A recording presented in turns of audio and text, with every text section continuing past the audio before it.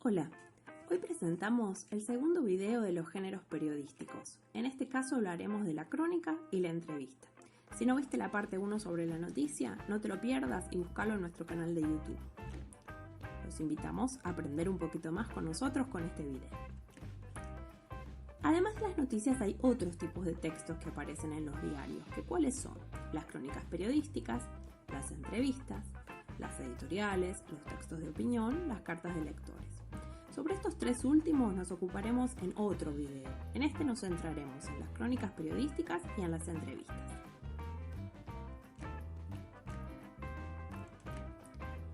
Las crónicas periodísticas son un formato periodístico que se utiliza para dar a conocer sucesos que se desarrollan en el tiempo, ¿sí?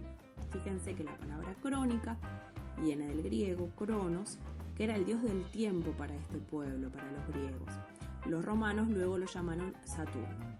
En estos textos va a predominar la narración, aunque también hay descripciones de los lugares y los protagonistas del suceso, y todo suele contarse con mucho detalle. La crónica ordena en forma cronológica los sucesos que cuenta. Su origen estuvo en las crónicas de viajes, por ejemplo las crónicas de los conquistadores, como la de Cristóbal Colón, que contaban hechos casi como en un diario, al momento en que sucedía.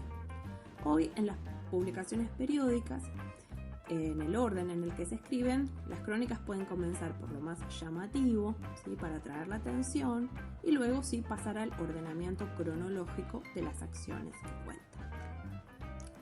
Fíjense el paratexto de la crónica. ¿Qué tenemos aquí? Algunos elementos paratextuales que se mantienen de la noticia, por ejemplo la fuente, ¿sí? Tenemos la sección y la fecha. Sobre el título va a estar la volanta. Recuerden que es un elemento paratextual que no es obligatorio, pero que suele ser muy útil. Una pequeña oración que presenta y que ayuda junto con el titular y el copete a introducir en la crónica. Aquí tenemos el titular, siempre en un tamaño más grande, destacado, y el copete y la bajada que resumen todo el texto, en este caso toda la crónica. Al primer párrafo se lo llama entradilla o lead, ¿sí? Lead porque de allí liderar, lidera, y es el párrafo en general en donde decíamos en la crónica que está puesto todo lo más importante. En el resto de los párrafos sí se respeta el orden cronológico. A esto se le llama el cuerpo de la crónica. También tenemos una imagen y debajo de la imagen un epígrafe que la explica. En este caso no vemos un subtítulo que podría estar, porque este es un fragmento de una crónica deportiva, pero si fuera más larga podría haber subtítulos que separen el texto y lo ordenaran mejor. ¿Cuál es la estructura de la crónica? Entonces repasemos, algo dijimos recién. Vamos a tener un primer párrafo, el párrafo del lead, donde van a estar los hechos más importantes, ¿sí?, para atrapar la atención. Y luego, cronológicamente, se van a ir contando los diversos sucesos. Suceso 1, suceso 2, 3, 4, así cuantos sucesos sean necesarios, para llegar al final donde se dará una conclusión.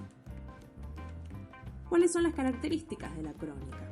Es muy importante pensar que el autor es el testigo presencial de los hechos, ¿sí? El cronista está en el lugar donde la acción ha sucedido.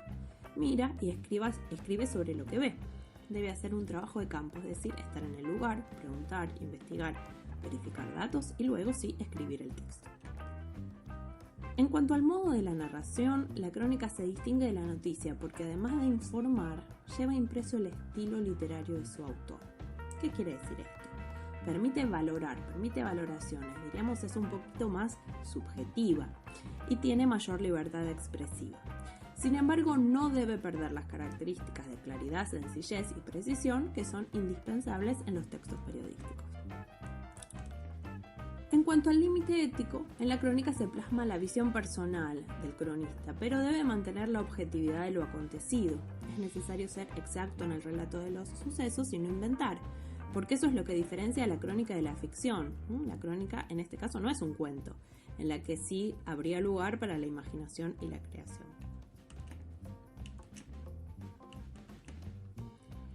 En cuanto al cruce entre información e interpretación, el texto informa, la crónica informa, ¿sí? Es la característica que comparte con la noticia. Se le agrega como característica la interpretación y valoración de lo que se cuenta y por eso su autor es muy importante, sin olvidarse el orden cronológico, de ahí el nombre.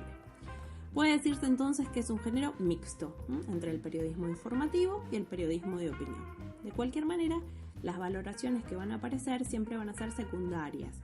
Primará la información sobre el hecho del que se trata en el texto.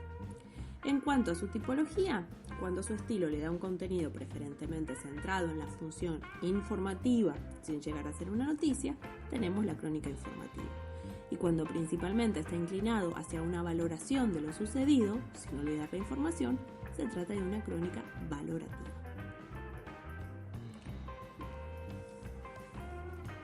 Pasemos ahora al otro género periodístico que vamos a tratar en este video, la entrevista. La entrevista es un texto dialogal. ¿Qué significa esto? ¿Qué es un diálogo? ¿Sí? Se propone obtener información u opinión de una persona sobre un tema de interés público. En la entrevista, uno de los interlocutores es el periodista entrevistador y el otro el entrevistado. ¿Quién va a ser el entrevistado? Una persona destacada, ya sea por su función, por su trayectoria, por su capacidad. Puede ser un cantante, un político, un actor, una actriz, etc. La entrevista no se hace, hoy me levanté con ganas de hacer una entrevista y voy, toco el timbre y la hago. No, se planea con mucho tiempo, ¿sí? Desde la elección del entrevistado, la investigación sobre su vida o su trabajo, la confección de un cuestionario y la conversación propiamente dicha, que se graba y a partir de esa grabación se escribe el texto. ¿Cómo es la estructura de la entrevista? Primero se va a comenzar por una introducción en la que se presentará el entrevistado y se destacarán aspectos de su personalidad, de su obra o su desempeño.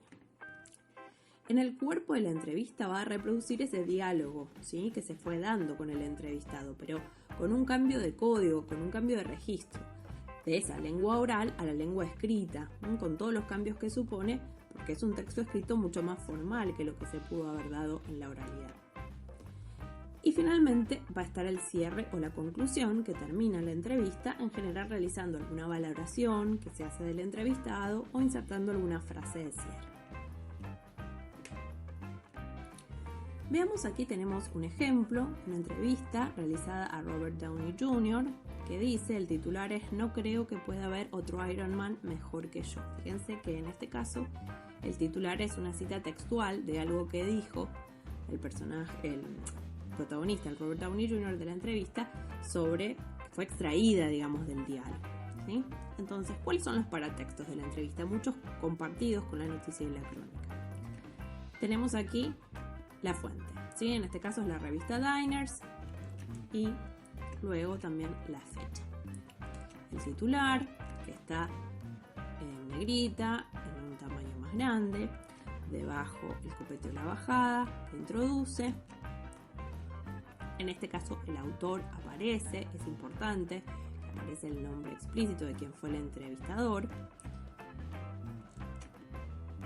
La fotografía, recuerden que la imagen en la fotografía puede aparecer en cualquier parte de la entrevista, de la noticia o de la crónica, y el epígrafe debajo de la fotografía, ¿sí?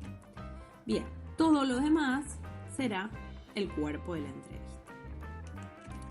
Ahora, tenemos algunas cuestiones particulares que destacar. Aquí tenemos la introducción, ¿sí? En este caso, el entrevistador, Mario Amaya, la introducción la dividió, le puso un subtítulo e hizo una introducción presentando el tema del que iba a tratar la entrevista y luego 2 párrafos de presentación del entrevistado. Pero esto en general, en cualquier otra entrevista, suele ser un solo texto que está en un par de párrafos nada más, ¿sí? Y que forma parte de la introducción. Después tenemos la frase de cierre o conclusión, ¿sí?, al final de la entrevista. Y lo bien particular de este tipo de textos es que tenemos todas las preguntas que van a estar o con otra letra, o en negrita, o en un tamaño más grande. En algunos casos hay guiones que son el guión de diálogo que nos marca, pero no obligatoriamente, ¿no?, que nos marca dónde está la pregunta.